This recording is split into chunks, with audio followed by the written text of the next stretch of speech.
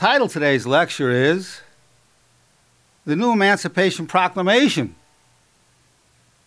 The New Emancipation Proclamation. What is it? It's a respectfully real manifesto from the white race to our black brothers and sisters. Towards the end of the lecture, you're going to find out who's being emancipated. Respectfully real is part of the title. Why is that? Because respectfully real communication, conversation, respectfully real dialogue creates a connection, a bridge as opposed to a wall or a barrier. It creates unity. That's the intention of respectfully real conversation. That's why it's a respectfully real manifesto. The manifesto embodies truth and justice, and it's consistent and totally motivated by a divine plan. It doesn't matter what religion you are, you will see it totally in keeping with the teachings of whatever religious orientation you have. You will see this as an aspect, as a ray from the sun of reality of the divine plan to which you already believe in. I'm dedicating today's lecture to one of the great men of history, Malcolm X.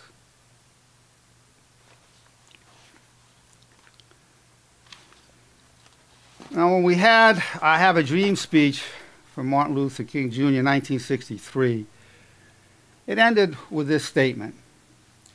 He said, and when this happens, when we allow freedom ring, when we let it ring from every village and every hamlet, from every state and every city, we'll be able to speed up that day when all of God's children, black men and white men, Jews and Gentiles, Protestants and Catholics, will be able to join hands and sing in the words of the old Negro spiritual, free at last, thank God Almighty, we are free at last.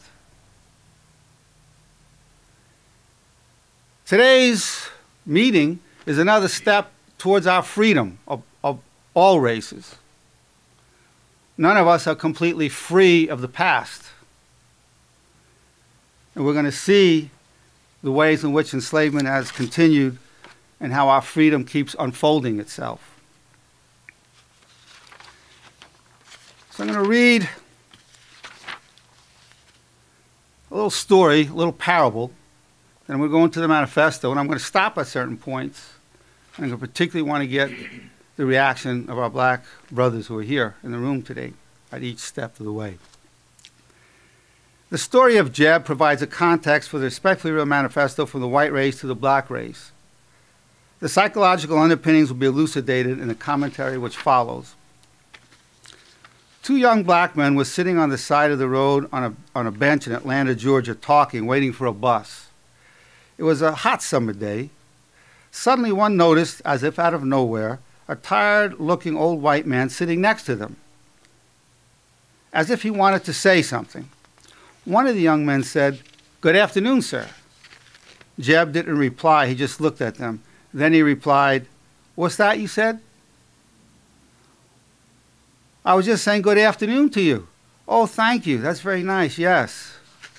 There was a long silence. Then Jeb had a little smile on his wrinkled face. He moved closer, a lot closer. The tired look vanished. Jeb stared for a while. "What's your name, young man?" "I'm Jamal."